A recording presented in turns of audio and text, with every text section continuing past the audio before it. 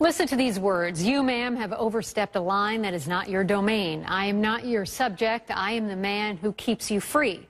Those words are from a former Marine to Democratic Senator Dianne Feinstein of California, telling her that he would not register his weapons with the government even if her proposed ban on assault weapons is passed.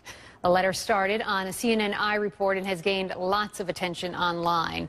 Joshua Boston, an Afghanistan veteran, joins me now from Louisville. Your iReports, Joshua, have gone viral, more than 250,000 views in the last few days. What made you write it, and did you ever think that it would get so much attention? I didn't expect it to get as much attention as it did, but these things happen. I wrote it because I kept seeing in the news this debate about gun control, and all the points being brought up by Senator Feinstein, a lot of it's misinformation, and it seems to be, it's fear-mongering that she's spreading, and it's being perpetrated by the media as well. There's just not a whole lot of double-checking and not a lot of facts coming out in this discussion. Well, you wrote this letter. I'm curious, is it in regards to any proposed assault weapon ban or specifically the senators? Specifically the one she posted up on her webpage a few days ago. She says she intends to bring it in as soon as possible in this next congressional session. So what will you do if an assault weapon ban is passed? Well, I'm not going to be registering, and precedent's already been set by David Gregory, who apparently doesn't have to abide by the laws of Washington, D.C., so why should I have to abide by we don't know that. There was some miscommunication there, apparently, but what will you do then? You won't register, and what do you think might happen to you? Well, I mean, whatever happens, happens, but I have a right granted to me by the Second Amendment in our Bill of Rights, and it says shall not be infringed. Most, if not all, assault weapon bans are looking towards the future. They're not retroactive. Now, according to Feinstein, her bill will ban the sale, the transfer, the importation, and the possession, not retroactively, but prospectively. It will ban the same for big clips, drums, or strips of more than 10 bullets.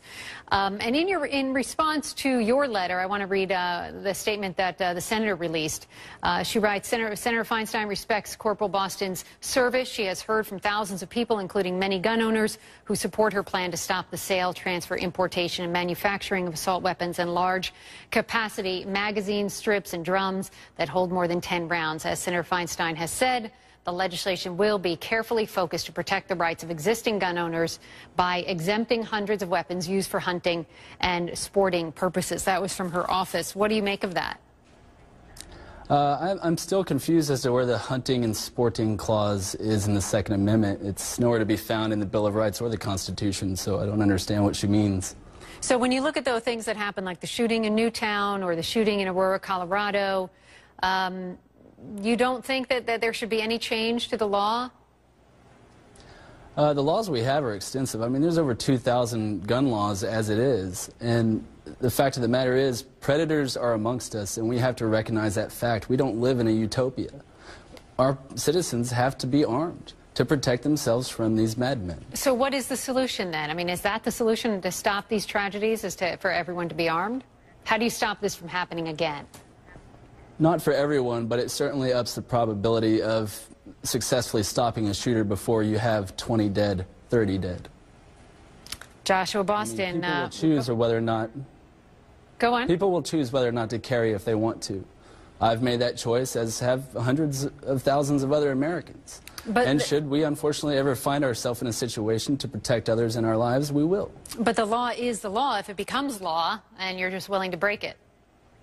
Unconstitutional laws aren't laws. Okay.